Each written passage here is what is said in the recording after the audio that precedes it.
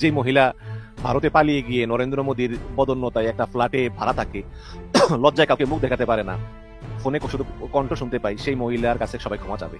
এগুলো তো আসলে আওয়ামী লীগের আলোকিক কল্পনা, এবং আওয়ামী লীগ মনে করে যে ওদের প্রভু ভারত ওদেরকে পুনর্বাসন করবে। অলরেডি যারা ভারত থেকে তারা আধার কার্ড মার্ট পাইছে, রেশন মেশন পায়, ভালো কথা, সেখানে অনেক টাকা পয়সা পাচার করে নিয়ে গেছে, ভারতের অর্থনীতিতে ওই টাকা যুক্ত হবে, ভারতের শেয়ার বাজারেও নাকি বিনিয়োগ করতেছে, ভালো করুক, সমস্যা নেই আমাদের। তো এখন এই নতুনটা খবর যে আসলে ভারতও আওয়ামী লীগের আশা ছেড়ে দিয়েছে। আপনাদেরকে দেখাই, সেখানে দেখেন আপনারা বিক্রম মিস্ত্রি, ভারতের বিদেশ সচিব, খাওয়াতা সাট করা, তিনি বলেছেন যে নির্বাচন যে সরকার আসবে সেই সরকারের সঙ্গেই কাজ করবে ভারত। ভারত যদি স্বৈরাচারকে আশ্রয় দিয়ে দেশের মানুষের বিরাট ঘটন হয়, আমাদের কিছু করার নেই। কথাটা খুবই সত্য, একেবারে পরিষ্কার কথা, স্ট্রেট কথা, কোনো পেঁচানো কথা না, ঘুরানো পেঁচানো কথা না। এখন ভারতের ভেতরেই বিতর্ক যে শেখ হাসিনাকে রেখে লাভ হচ্ছে। তারা যখন কি বাংলাদেশিদেরকে পুশিং করতেছে, তখন ভারতের রাজনীতিকরা বলতেছে যে মোদিজি আপনার বাসার কাছেই সবচেয়ে বড় বাংলাদেশি বসে আছে। জামায়াত আমির ডাক্তার শফিকুর রহমান সাহেবের উপরেই বাংলাদেশের জনগণ কেনই বা আস্থা রাখতে চাচ্ছেন, কেনই বা আগামীর বাংলাদেশের রাষ্ট্রনায়ক হিসেবে তাকেই জনগণ বেছে নিতে চায়, সে বিষয়টি আজ স্পষ্ট হয়ে উঠেছে। হিসাব ক্লিয়ার। নির্বাচন কমিশন, প্রফেসর ইউনূস, এমনকি সেনাপ্রধান, তারা বিএনপির বাইরে যাবে না। জুরি যেহেতু চুপচাপ আছেন, তার মানে ঘটনা কিছুটা ঢাল মে কুছ কালা है। আসসালামু আলাইকুম প্রিয় দর্শক শ্রোতা, নতুন একটা ভিডিওতে স্বাগতম। এইমাত্র পাওয়া তাজা এবং গরম খবর। আজকের এই ভিডিওটি কেমন হবে, কতটা গুরুত্বপূর্ণ, কতটা চাঞ্চল্যকর, ইতিমধ্যে আপনারা ভিডিওর অংশ বিশেষ এবং শিরোনাম দেখে গেস করে ফেলেছেন কেমন হতে চলেছে আজকের এই ভিডিওটি। আশা রাখবো সম্পূর্ণ ভিডিওটি দেখে যাবেন, একটু স্কিপ করবেন না। সম্পূর্ণ ভিডিওটি দেখলে সবকিছু বুঝতে পারবেন, আপনাদের কাছে পানির মতন ক্লিয়ার হয়ে যাবেন। আমি আর বেশি কথা না বলে বিস্তারিত ভিডিওতে চলে যাবো। তার আগে রিকোয়েস্ট করবো একটা, যারা এরকম লাইভ নিউজ দেখতে পছন্দ করেন, চ্যানেলটি সাবস্ক্রাইব করে পাশে থাকা বেল আইকনটি বাজিয়ে রাখবেন। প্রিয় দর্শক বন্ধুরা, পাশে থাকা বেল আইকনটি বাজিয়ে রাখলে কি হবে, আমি যখন ভিডিও আপলোড করবো সাথে সাথে আপনাদের কাছে নোটিফিকেশন গুলো চলে যাবে। চলুন তাহলে ডক্টর মোহাম্মদ ইউনূস যে ভয়ঙ্কর তথ্যগুলো জানিয়েছে এবং বড় বড় রাজনীতিবিদরা যে বিষয়গুলো বিশ্লেষণ করেছে সেই ভিডিওগুলো আপনারা দেখে আসি। নতুনটা খবর যে আসলে ভারতও আওয়ামী লীগের আশা ছেড়ে দিয়েছে। আপনাদেরকে দেখাই, সেখানে দেখেন আপনারা বিক্রম মিস্ত্রি, ভারতের বিদেশ সচিব, খাওয়াতা সাট করা, তিনি বলেছেন যে নির্বাচন যে সরকার আসবে সেই সরকারের সঙ্গেই কাজ করবে ভারত। যে সরকার নির্বাচনে আসবে, মানে নির্বাচনে যে সরকারটা নির্বাচিত হয়ে জনগণের ভোটে আসবে, সে সরকারের সঙ্গেই ভারত কাজ করবে। সুতরাং তারা এটা আর দেখবে না যে আওয়ামী লীগ নির্বাচনে এলো কি এলো না, এটা তাদের আর কোনো দেখার বিষয় না। তারা হঠাৎ করে তাদের নীতি চেঞ্জ করেছে। এবং একটি গুরুত্বপূর্ণ বিষয় হচ্ছে যে ডি ক্যাপ, বাংলাদেশের একটি ডি ক্যাপ, সেটা হচ্ছে যে ডিপ্লোম্যাটিক করসপন্ডেন্স অ্যাসোসিয়েশন। এই ডি ক্যাবের প্রেসিডেন্ট এ কে মাইনুদ্দিন, সাধারণ সম্পাদক আরিফুজ্জামান মামুন সহ 23 সদস্যের একটি দলকে ভারত সরকার আমন্ত্রণ জানিয়েছে যে ভারত সরকারের মনোভাব জানানোর জন্য। এবং এর পিছনে কাজ করেছেন ভারতে নিযুক্ত বাংলাদেশের হাই কমিশনার রিয়াজ হামিদুল্লাহ। এটা কিন্তু আগে হয়নি। এবং সেই ডি ক্যাবের 23 সদস্যের প্রতি দলের সঙ্গে বৈঠকে বসেছেন ভারতের স্বয়ং বিদেশ সচিব বিক্রম মিস্ত্রি।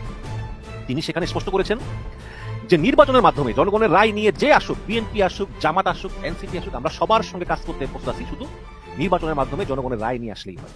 যদিও ডক্টর ইউনূসের সঙ্গে তাদের যে সম্পর্ক, সেই সম্পর্কটা যে খুব স্বাভাবিক ছিল তা না, এটা ভারত দেরিতে হলে বুঝতে পেরেছি যে আমরা যা করেছি।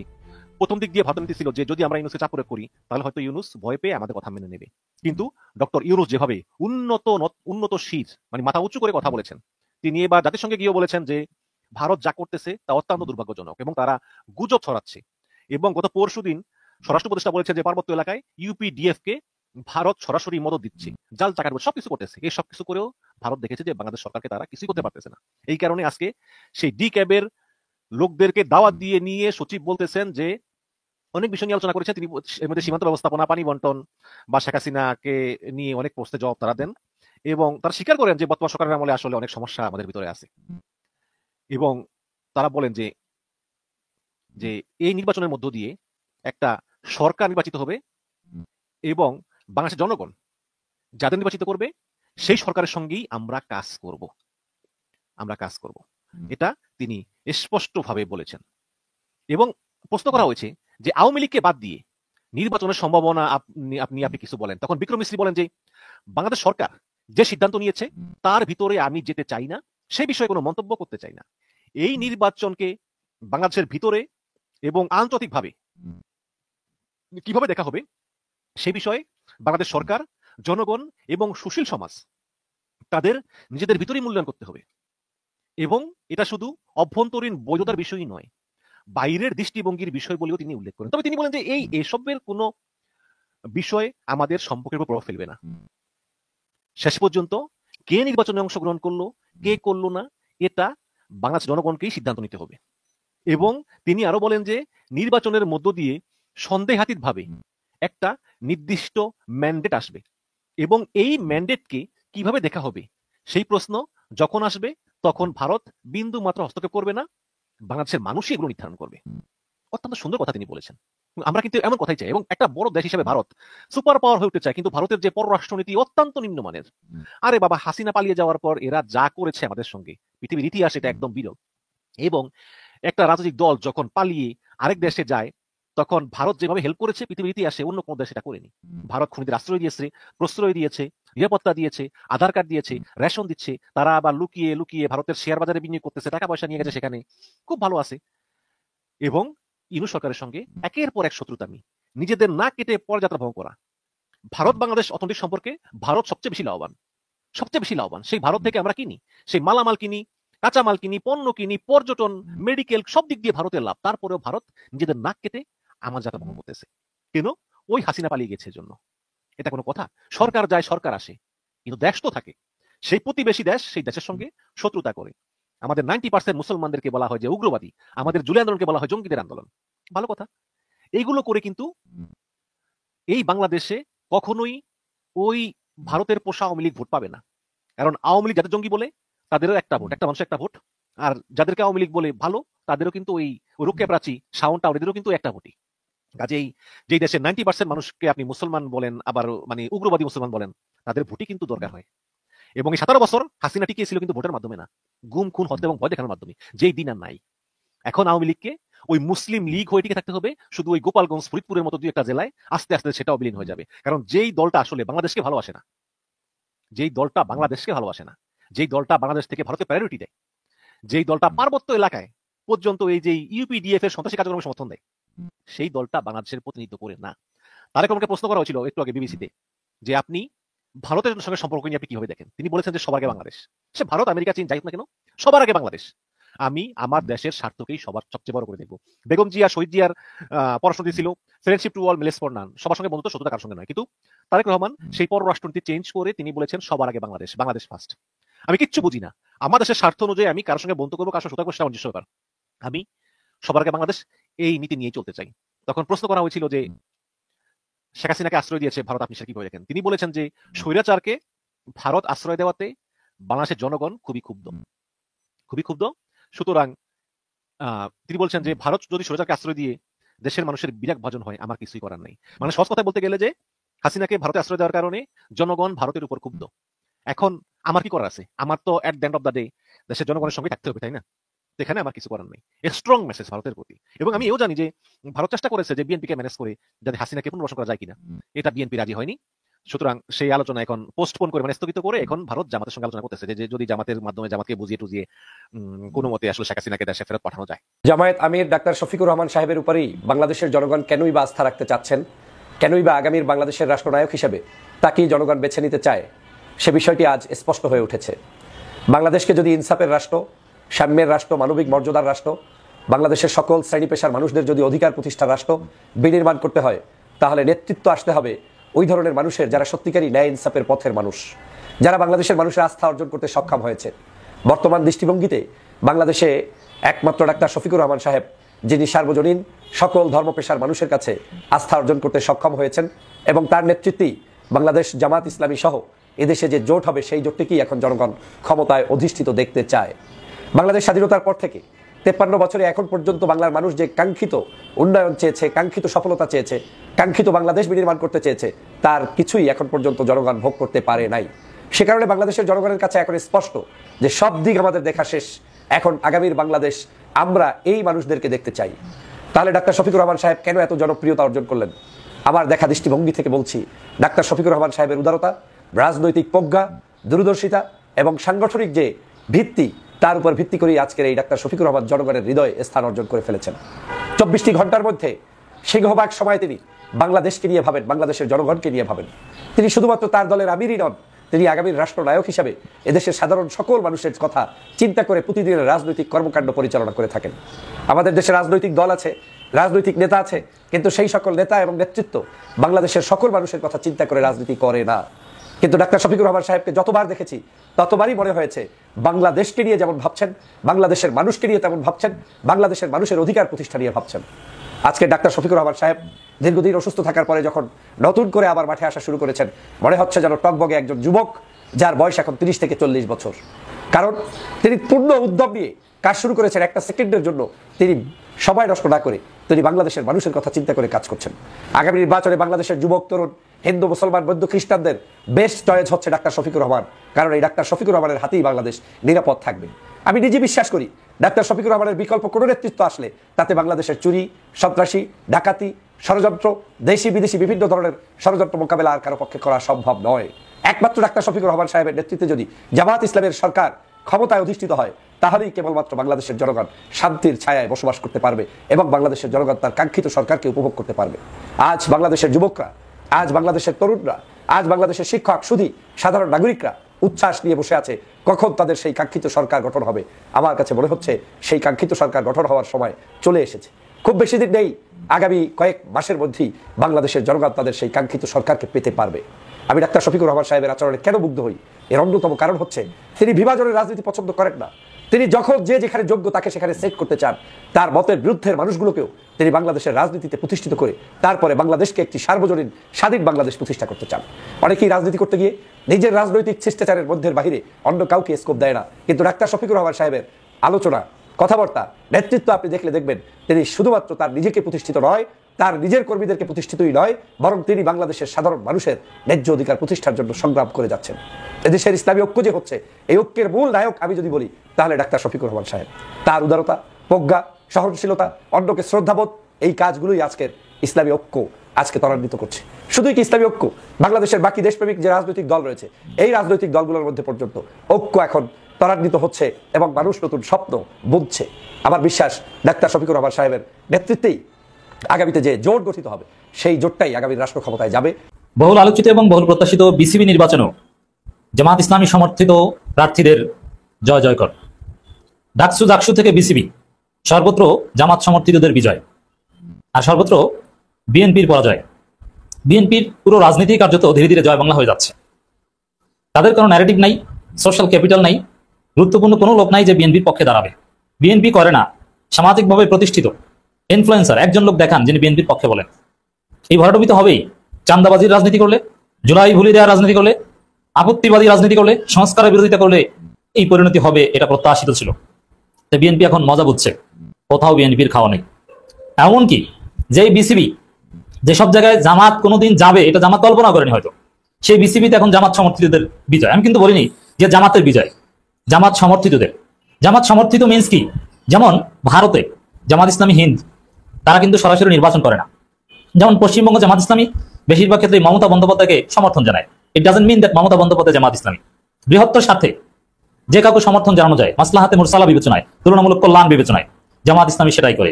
কারণ জামাত ওই জায়গা থেকে দূরে থাকলে তো আর ওই জায়গাটা আটকে থাকবে না। কেউ না কেউ নির্বাচিত হবে, তুলনামূলকভাবে ভালো কেউ নির্বাচিত হোক।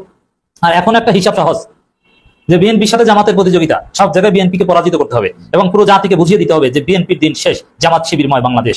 এবং জামাত সেটাই করছে এবং প্রত্যেকটা ধাপে ধাপে সফল হচ্ছে। এই সফলতা আগামী সংসদ নির্বাচনে জামাত ইসলামী নিরঙ্কুশ বিজয় পর্যন্ত গিয়ে ঠেকবে। তো দর্শক, বিসিবি নির্বাচনে আপনারা জানেন তামিম ইকবাল ছিল বিএনপির প্রার্থী। ইঞ্জিনিয়ার ইশরাক বলেছিল যে তালবাহানা করা হলে বিসিবি ঘেরাও করবে। তামিম ইকবালকে এখন মজা করে শুধু ঘেরাও বলে। অনেকে বলে যে তারেক রহমান তার মেয়েকে যদি আমার কাছে বিয়ে না দেয় আমি তারেক রহমানের বাসা ঘেরাও করবো। এটাও বলেন, এটা বাকি আছে। বিসিবি ঘেরাও করতে চান কিন্তু পারেন নাই। নগর ভবন দখল করতে চান কিন্তু নাকে খত দিয়ে পিছু হটতে হয়েছে। কোথাও বিএনপির রাজনীতি টিকে না। দেখেন, পরাজয় নিশ্চিত বুঝতে পেরে পিছু হটে, নির্বাচন বানচাল করার চেষ্টা করে কিন্তু তাও পারে না। এর মানে রাজনীতি নাই। ডাকসু নির্বাচন ঠেকানোর চেষ্টা করেছে, পারেনি, হয়েছে। এরপরে মাঝপথে নির্বাচন থেকে সরে দাঁড়িয়েছে, ফলাফল প্রত্যাখ্যান করেছে, কোনো কাজ হয়নি। ডাকসু নির্বাচন পিছিয়ে দিয়েছে কিন্তু নির্বাচন হবে এবং শিবির জিতবে। বিসিবি নির্বাচনও চায়নি, ওরে পদত্যাগ। আমির খসরু মাহমুদ চৌধুরীর ছেলে, সালাউদ্দিন আহমেদের ছেলে, মির্জা আব্বাসের ছেলে, এরা এক একজন মনোনয়নপত্র প্রত্যাহার করে নির্বাচন করবে না। তা নির্বাচন হয়েছে, ফলাফল হয়েছে, এরাই দায়িত্ব নিবে। বিসিবি চলবে, সব ঠিক থাকবে, সব চলবে, থাকবে না শুধু বিএনপি, থাকছে না শুধু বিএনপি, সব ঠিকঠাক ভাবে এগিয়ে যাচ্ছে, বিএনপি ছিটকে পড়ছে। এটাই বাংলাদেশের রাজনীতি। এটাই ডাকসুর পর বিএনপির যে গণপরাজয়, জামাতের যে গণজোয়ার, সেটা বিসিবি পর্যন্ত যে ঠেকেছে। জামাত রাষ্ট্রের প্রত্যেকটা উইংকে প্রভাবিত করতে সক্ষম, তার প্রমাণ হচ্ছে বিসিবি নির্বাচন। জামাতের সমর্থনের তাৎপর্য আছে, প্রমাণ বিসিবি নির্বাচন। আপনারা যারা জানেন না, আপনাদের অবগতির জন্য জানাচ্ছি, জামাত ইসলামের ক্রীড়া উইং এর নেতা, বিশেষ করে ডক্টর মোবারক হোসেন, শিবিরের সাবেক সভাপতি এবং ঢাকা মহানগর দক্ষিণ জামাত ইসলামীর নেতা, কামাল হোসেন সহ আরো কয়েকজন, ডাক্তার ফখরুদ্দিন মানিক, এরকম একটা প্রতিনিধি দল বিসিবি অফিসে যে আমিনুল ইসলাম বুলবুলদেরকে সমর্থন দিয়ে এসেছিল। আমিনুল ইসলাম বুলবুল জামাত ইসলামী করে, এটা কিন্তু আমি কখনো বলছি না। খালেদ মাসুদ পাইলট জামাত ইসলামী করে, জামাত নেতার সাথে ছবি আছে, রাজশাহী বিশ্ববিদ্যালয় শিবিরের সাবেক সভাপতির সাথে ছবি আছে, এটা জামাত ইসলামী না, এটা তাদের আত্মীয়গত ব্যাপার। কখনো এটা মনে করবেন না আমিনুল ইসলাম বুলবুল কিংবা খালেদ মাসুদ পাইলট এরা জামাত ইসলামী না। এরা হয়তো জাতীয় নির্বাচনে জামাত ইসলামীকে ভোট দিবে না, দেওয়ার প্রয়োজন নেই, কিন্তু জামাত তাদের সমর্থন করেছে এবং তারা জিতেছে, এটাই জামাত ইসলামীর রাজনৈতিক বিজয়।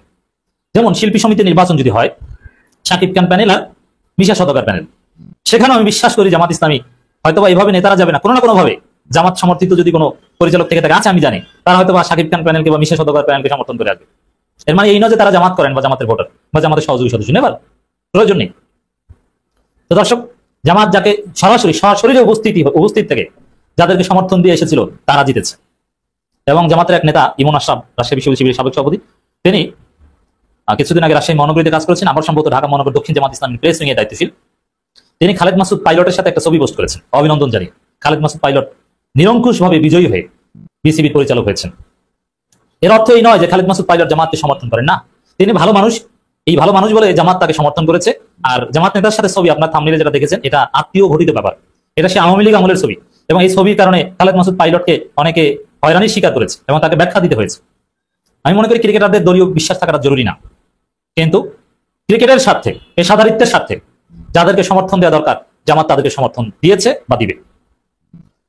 কিন্তু বিএনপি এখানে অপরাজনীতি করতে গিয়েছিল, বিএনপি তাদের ছেলেদের জিতিয়ে আনতে চেয়েছিল। এর মানে ক্রিকেট অঙ্গন আওয়ামী লীগ যেরকম আওয়ামীকরণ করেছিল, সাকিব মাশরাফি আওয়ামী লীগের এমপি, ওরকম একটা পরিস্থিতি তৈরি করতে চেয়েছে বিএনপি, কিন্তু না পারেনি। দর্শক, খবর, আনুষ্ঠানিক ফল ঘোষণা, বিসিবি সভাপতি আমিনুল ইসলাম বুলবুল, সহসভাপতি নির্বাচিত সাকওয়াত ফারুক। বিনা প্রতিদ্বন্দ্বী বাংলাদেশ ক্রিকেট বোর্ডের সভাপতি নির্বাচিত হচ্ছে আমিনুল ইসলাম বুলবুল। এখানে টোটাল রাজনীতিতেই ভোটের আগেই মূলত বিএনপি হেরে গিয়েছে, পরাজয় বুঝতে পেরে পিছু হটা তামিম ইকবাল, এটাও টোটাল ভোটের রেসের একটা পার্ট। তিনি গত মে মাসে বিসিবি সভাপতি দায়িত্ব পেয়েছেন, এবার পরিচালকদের ভোটে তিনি 3 বছরের জন্য দায়িত্ব পেলেন। সাবেক এই ক্রিকেটার, আওয়ামী লীগ আমলে আমরা নির্বাচন দেখিনি, এখন আমরা নির্বাচন দেখছি। তো যেখানেই নির্বাচন সেখানেই বিএনপির পরাজয়, সেখানেই জামাতের জয় জয়কার, জামাতপন্থীদের বা জামাত সমর্থকদের। কয়েকটা টার্ম, এটা ভুল বুঝবে না, যেহেতু স্পর্শকতা, ক্রিকেটারদের দলীয় ট্যাগ, দলীয় পরিচয় একদম অনুচিত। একটা হচ্ছে জামাত সমর্থিত, সরাসরি জামাত, জামাতপন্থী। এবং বিসিবিতে যারা, এরা জামাতপন্থীও না, জামাতও না, এরা হচ্ছে জামাত সমর্থিত। সেটা আপনি বাংলাদেশে বসে ভারতের নির্বাচনে যদি আপনি কংগ্রেসকে সমর্থন করেন, ওটাকেও জামাত সমর্থিত বলা যায়, এটা কিন্তু অন্যায় নয়, এইটা বুঝতে হবে। তো দর্শক, ওভারঅল একদম নোংরা ভাবে রাজনীতি বিসিবিতে। একজন শ্রমিক 10,000 টাকা বেতন পাইছে, বাসের মধ্যে উঠছে, কন্ট্রাক্টর আইসা ভাড়া চাইছে, পকেটে হাত দিয়া দেখে টাকা নাই, 10,000 টাকাই পকেট মার নিয়ে চলে গেছে। এই লোকে তো ভাই কান্নাকাটি, পকেট হাতাইতেছে, কিন্তু কন্ট্রাক্টর বলতেছে তোমার ওইসব নাটক চলবে না। এরকম অনেকেই নাটক করে, পুরো 50 টাকা ভাড়া দাও, আর না হলে এক্ষুনি গাড়ি থেকে নামো। দেখেন, ওর একদিকে টাকা চলে গেছে, পেরেশান, এর মধ্যে তাকে রাস্তায় নামায় দিতে চায়, তার গন্তব্যও যাইতে দিবে না। বাসের মধ্যে সবাই মুখ চাওয়াচাই করতেছে, হঠাৎ করে একজন পিছন থেকে বলতেছে, এই কন্ট্রাক্টর, এটা কোনো কথা? বেচারার টাকা চলে গেছে, এর মধ্যে তুমি তার উপরে আবার জুলুম করতেছো। এই নাও, আমি দিয়ে দিলাম ভাড়া। উনি 50 টাকা দিয়ে দেয়, এতে গাড়ির সবাই কিন্তু হাততালি দেয়, বাহ কি সুন্দর একটা কাজ করছে ওই লোকটা, এবং সবাই মনে মনে তাকে দোয়াও করছে। কিন্তু মজার ব্যাপার কি জানেন, যে লোকটা টাকা দিছে ওই বেটাই পকেট মার, হ্যাঁ, ওই টাকা নিয়ে চলে গেছে। মূল কথা কি জানেন, এই যে হাততালিটা নিয়ে নিল, এইভাবেই হাততালি নিয়ে নিচ্ছে আমাদের দেশের রাজনীতিবিদরা। গত 54 বছর এইভাবে হাততালি নিয়ে গেছে, ওনারাই কিন্তু পকেট থেকে টাকাটা নিয়ে গেল গরিবের, নিয়ে আবার ওই যে 50 টাকা দিয়া হাততালি নিয়ে যায়। এটাই হইল আমাদের দেশের রাজনীতি। কেন এই কথাগুলো বললাম, এই যে ইন্টারভিউটা যখন দেখতেছিলাম আজকে, সেকেন্ড হাফ, প্রথম হাফ তো দেখছি তারেক রহমান সাহেবের, সেকেন্ড হাফ আবার চলে আসছে, দুইটা মিলাইয়া মনে হয়েছে পূর্ণ দৈর্ঘ্য একটা ইন্টারভিউ। ওই যে আগের দিনে পূর্ণ দৈর্ঘ্য টেলিফিল্ম হইতো না, ওরকম লেন্থ, কিন্তু প্রায় 80 মিনিটের লেন্থ। এই 80 মিনিট না হইলেও চলতো। 80 মিনিট হওয়াতে হয়েছে কি জানেন, অনেক রকম এলোমেলো কথা চলে আসছে। যেমন তারেক রহমান সাহেবের বিড়ালের খবরও নিছে এই বিবিসি, ওই বিড়াল নিয়ে বলতে যায় উনি কুকুর পালতো, কবুতর পালতো, ছাগল পালতো, অনেক কথাবার্তা। মোট কথা মনে হয়েছে কি জানেন, একটা বিজ্ঞাপন প্রতিষ্ঠান বিবিসি বিজ্ঞাপন দিতেছে, বিজ্ঞাপনই মনে হয়েছে আমার কাছে এই ইন্টারভিউটা। বিএনপির ইমেজ একটু চেঞ্জ হয়েছে কিন্তু এই ইন্টারভিউর কারণে, কারণ এই ইন্টারভিউতে আপনি এমন কোনো কথা খুঁজে পাবেন না যেটা নিয়ে বিতর্ক করা যায়। কিন্তু এটা কি সত্যি? না, এটা সত্যি না। একটা জায়গা ছিল কিন্তু বিতর্ক করা যাইতো, অনেক প্রশ্নই করা যাইতো। যেমন উনি কেন আসে না এই প্রশ্নটা করা যাইতো, করছে এই প্রশ্নটা। উনি বলছে যে আমি শীঘ্রই আসবো, কিন্তু এরকম উত্তর তো উনার নেতারা, উনি যাদের নিয়ে এই দেশটা চালাবেন, ওনারা তো আগেই বলছেন। কিন্তু সঙ্গে সঙ্গে জিজ্ঞাসা করা উচিত ছিল, আপনি তো বলছেন একটা অদৃশ্য শক্তি, সেই অদৃশ্য শক্তির ভয়ে কি আপনি দেশে আসেন না? তাহলে সেই অদৃশ্য শক্তিটা কি এখন আমাদেরকে বলতে হবে। আরো অনেক রকম প্রশ্ন করা যাইতো, যে আপনি বিদেশে এত বছর কি করতেছেন, আপনার জব কি, কিভাবে আপনি চলেন। অনেকের মনে প্রশ্ন আছে, বিবিসি এটা জিজ্ঞাসা করা উচিত ছিল। জনগণের মনের প্রশ্ন, জনগণের মনে প্রশ্ন আছে না, যে উনি লন্ডনে কিভাবে টাকা পয়সা পায়, এত দামি এলাকায় থাকে, কিভাবে ভাড়া দেয়, এটা জনগণের মনের প্রশ্ন। তো জনগণের মনের এই প্রশ্নটা বিবিসির সাংবাদিকের করা উচিত ছিল, করে নাই। যেমন আরেকটা জায়গায় উনি বলতেছিলেন আওয়ামী লীগের বিচারের ব্যাপারে, আওয়ামী লীগ যে অন্যায় করছে তার বিচার হবে কিনা। তারেক রহমান সাহেব কিন্তু বলছে অবশ্যই আওয়ামী লীগের বিচার হইতে হবে। শুধু এই জুলাই গণ অভ্যুত্থানের সময় যে অন্যায় অবিচার করছে সেটার না, আওয়ামী লীগ যতদিন ক্ষমতায় ছিল ততদিন যে অন্যায়গুলা করছে, যে লুটপাট করছে, দেশের টাকা পয়সা সবকিছুর বিচার হইতে হবে। এবং সাথে কিন্তু আরেকটা কথা বলছিল, ৭১-এ যারা অন্যায় করছে তাদেরকেও জবাবদিহি করতে হবে। সঙ্গে সঙ্গে কি প্রশ্ন করা উচিত ছিল না, ৭১ মানে আপনি কাকে বুঝাচ্ছেন? সোজা কথা নাই, এই জ্যাকটা ইন করাই দিছে জামাতের দিকে। হ্যাঁ, জামাতের দিকেই তো আঙুলটা ইশারা করছে। প্রশ্নটা করা উচিত ছিল যে জামাত যদি ৭১-এর দোষী হয়, তাহলে এই অপরাধীদের নিয়ে আপনারা কেন আন্দোলন করছিলেন? এই অপরাধীদেরকে পুনর্বাসন করছে কে? শহীদ জিয়াউর রহমান, উনি কেন করছিলেন? আবার দেখেন এই আওয়ামী লীগকে পুনর্বাসন করছে কে? শহীদ জিয়াউর রহমান। ইন্ডিয়া থেকে ওনাদের দুই বোনকে ডাইগাই না রাজনীতি করার সুযোগ করে দিছে। আবার দেখেন এই জামাতে ইসলামের কলিগ কারা? আন্দোলনের কলিগ আওয়ামী লীগ, কখনো কখনো আন্দোলনের কলিগ বিএনপি। হ্যাঁ, এরাও তো করছে। যেমন আমরা এখন বলি না আওয়ামী লীগের দোসর জাতীয় পার্টি, এটা তো বলি। তাহলে আওয়ামী লীগেরও দোসর এই জামাত ইসলাম। জামাত ইসলাম তো আওয়ামী লীগের সাথে আন্দোলন করছে, আবার এই জামাত ইসলাম বিএনপির সাথেও আছে, তাহলে বিএনপিরও তো দোসর। তাহলে ৭১-এর প্রশ্ন যখন আপনি সামনে আনবেন তখন কি আপনাদের বিচার হবে না? আওয়ামী লীগের বিচার হইলে বিএনপির বিচার হবে না কেন? এই প্রশ্নটা করা উচিত ছিল না, যে আপনারা বিএনপি তো পুনর্বাসন করছেন এই জামাত ইসলামকে, জামাত ইসলামকে নিয়ে আপনারা বহুবার সরকার গঠন করছেন, তাহলে আপনাদের বিচার হবে কি? এরকম কোনো প্রশ্ন ছিল না। আসলে হয়ে গেছে কি জানেন, অনেকটা বিজ্ঞাপনের মতো। বিবিসি কে মনে হয়েছে অন্তত এই ইন্টারভিউটা দেখা যে একটা বিজ্ঞাপন প্রতিষ্ঠান। সুন্দর একটা ইমেজ কিন্তু ফিরে আনছে তারেক রহমানের, এবং ওনার দলের প্রতি মানুষ কিন্তু একটু সহানুভূতি এই ইন্টারভিউ প্রচার হওয়ার পর। কিন্তু এরই মধ্যে দেখেন চুয়াডাঙ্গা নিয়ে একটা প্রতিবেদন চলে আসছে 15 মিনিটের ইলিয়াস হোসেনের। এই ইন্টারভিউটা দেখার পরই কিন্তু আমি চুয়াডাঙ্গার ইলিয়াস হোসেনের এই প্রতিবেদন মানে 15 মিনিটের এই ভিডিওটা দেখার পর আমার মনে হয়েছে হায় হায়, ইঞ্জিন ভালো, বগি কেন লক্কর ঝক্কর। দেখেন পুরো প্রতিবেদনের মধ্যে বিএনপির যে চরিত্রটা ফুটে উঠছে ভাই, ভয়াবহ। মনে হচ্ছে কি জানেন, ওই যে ভারতের চম্বল নামে একটা ডাকাতের এলাকা আছে না, ওই চম্বল হয়ে গেছে চুয়াডাঙ্গা। চুয়াডাঙ্গার ভিতরে কোনো আইন কানুনই তো নাই, ওই দুই ভাই যা ইচ্ছা তাই করে বেড়াইতেছে। দেখলাম একজনের টেলিফোনে বলতেছে তরে ধরলে তো 5 লাখ নিতাম, তোর বাইরে ধরছি আধা ঘন্টা টাইম দিলাম, আধা ঘন্টার মধ্যে 1 লাখ টাকা দিয়ে যাবি, যদি না দেস 2টা মেশিন হাতে ধরেয়া আর্মির কাছে দিয়ে দেবো। বুঝছেন কথা? আর্মির কাছে দিয়ে দিবে কি ধরেয়া? মেশিন, মানে পুরানা 2টা আর্মস ধরা দিবে, পিস্তল ধরেয়া তাকে ফাঁসায় দিবে, তারপরে ওই যে মামলা বাণিজ্য করবে। চিন্তা করেন, এবং কাউকে মানতেছে না। এবং এই প্রতিবেদন প্রকাশের পর একজন ভদ্র মহিলার ভাষায় ঢুইকা ওই দুই ভাইয়ের গ্রুপ ভাঙ্গা চুইরা চুরমার কইরা দিছে, ঘরের জিনিসপত্র সব লুইটা নিয়ে চলে গেছে। এমন না যে ভয় পাইছে, যায় হায় ইলিয়াস হোসেন এত বড় সাংবাদিক, তার সাথে তারেক রহমানের সরাসরি যোগাযোগ আছে, ওইখানে যদি বিচার দেয় কি উপায় হবে। কিন্তু বিচার দিয়েও কোনো কিছু হয় নাই, বরঞ্চ আরো খেইপা গেছে। মদের বোতল নিয়ে আসে সামনে চলে আসছে, তারে বহিষ্কার করছিল ভাই। বহিষ্কার করার পর মদের বোতল সামনে আই না ছবি দিছে, যে বহিষ্কার আমি এইটা দিয়ে মানি। বুঝছেন, কেউ কাউরে মানতেছে না।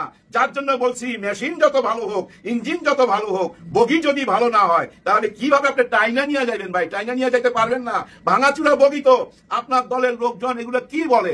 আপনার দলের লোকজন বলে আওয়ামী লীগকে নির্বাচন করতে না দিলে এই নির্বাচন গ্রহণযোগ্যতা পাবে না আন্তর্জাতিক ভাবে। এই যে আপনাদের মনিয়াপা আছে না, উনি বলছে, আর অনেকেই বলে। আর ফজলুল সাহেব যে কি বলে উনি নিজেও জানে না। উনি তো চাই আওয়ামী লীগ ফেরত আসুক, মুখে বলে না, খালি বলে স্বাধীনতার পক্ষে একটা শক্তি আসবেই। সে আসবেটার প্রমাণও পাওয়া যাচ্ছে। ওই যে সাবের চৌধুরীর বাড়িতে চলে গেছে 3 জন অ্যাম্বাসেডার, সুইডেন, নরওয়ে এবং ডেনমার্ক। এই 3টা দেশের অ্যাম্বাসেডার ওনার বাড়িতে যোগাযোগ করতেছে। তারেক রহমান সাহেব বলতেছে যে আমরা বিচার চাই, বিচার হইতেই হবে। কথার কোনো মিল নাই ভাই। ওই পচা রাজনীতি আর চলবে না, সামনে এক কথা পিছনে আরেক কথা, ওই দিন নাই রে ভাই, ভুলে যান ওই সব দিনের কথা। দেখেন না দুনিয়ার মাঠের খেলোয়াড় কি খেলা খেলতেছে, একটু কি ইঙ্গিত পাইতেছেন না? সাবেক চৌধুরীর বাড়িতে যে চইলা গেল 3 জন অ্যাম্বাসেডর, কার পারমিশন নিয়ে গেল, কে অনুমতি দিল, বোঝার চেষ্টা করেন। বলছে না ডাক্তার ইউনূস স্যার আগামী নির্বাচন হবে ঈদের উৎসব, ঈদের আনন্দ। তো সেই ঈদটা যদি আপনি করতে চান পুরো বাংলাদেশের মানুষকে নিয়ে ঈদ করতে হবে, নাকি এরকম কিছু করবেন যে আচ্ছা এই দলটাকে নিয়ে আমরা ঈদ করুম না, আমরা এই দলগুলা নিয়ে ঈদ করুম, নির্বাচন করুম, অর্থাৎ ভোট দিতে যাবো। ভোটের আনন্দ যদি নিতে চায় সবাইকেই লাগবে, ওইদিকেই মনে হয় দেশটা যাচ্ছে, আর যাওয়াও উচিত। কারণ কি জানেন, গত 14 মাস কেউ কাউকে বুঝাইতে পারতেছিল না, সবাই মনে করতেছিল ভাই ক্ষমতায় চলে গেছি, কে কারে থামায় পাত্তাই তো দিতেছে না, পারলে পুলিশটা দইরা পিটায়। আমি দেখলাম কিছুক্ষণ আগে একটা ভিডিও, একটা লোক দৌড়ে গেছে আর্মির গাড়ির কাছে যে ভাই কি যেন একটা ঘটনা ঘটছে জানি না, কিন্তু পিছন থেকে আইসা তারে বাইরে আইতাছে, গাড়ি থেকে কিন্তু কেউ নামে নাই। খুব দুঃখ লাগলো, কষ্ট পাইলাম। তার মানে কি জানেন, কিছু একটা তো হইতে যাচ্ছে। এই যে ইলিয়াস হোসেনের চুয়াডাঙ্গার প্রতিবেদন, এই চিত্রটা কি শুধু চুয়াডাঙ্গার জন্যই? বাংলাদেশের অন্যান্য জায়গার চিত্র কি? খুব কাছাকাছি ভাই, খুব কাছাকাছি। বিবিসি এবং তারেক রহমান সাহেবের এই 70-80 মিনিটের বক্তব্য বা সাক্ষাৎকার যতটা সুন্দর, পুরা দেশের অবস্থা ততটা সুন্দর না। আর এই অস্থিরতা আমাদের দেশের বর্তমান এই 14 মাসের অস্থিরতার পিছনে হাত কার, কারণ কি সেটা খুঁজে বাই করেন। চাঁদাবাজ নিয়ে কথা উঠাতে তারেক রহমান সাহেব কি বলছে যে কিছুটা সত্য আর কিছুটা হচ্ছে আওয়ামী লীগরা, যারা আওয়ামী লীগের বিএনপি জায়গা জমিন বাড়ি ঘর সম্পত্তি দখল করছে ওগুলো তারা ফেরত নিছে। ভাই ফেরত নিতে গিয়া যে তাণ্ডব চালাইছে ওইটা কি বৈধ, ওইটা কি আইনগত? ওনারা কেন আইনের আশ্রয় নিল না, নিজেরা যায় কেন বিচার তুলে নিল, মব জাস্টিস করলো? এই মব জাস্টিসের পিছনে কাদের হাত, এই অস্থিরতার পিছনে কাদের হাত, এটা আপনারা বুঝা নিয়েন। এইটা কি থেমে যাবে? না না না, থামবে না, চলতে থাকবে, আরো অস্থিরতা বাড়তে থাকবে। নির্বাচন যত কাছে আসবে অস্থিরতা আরো চরমে যাবে।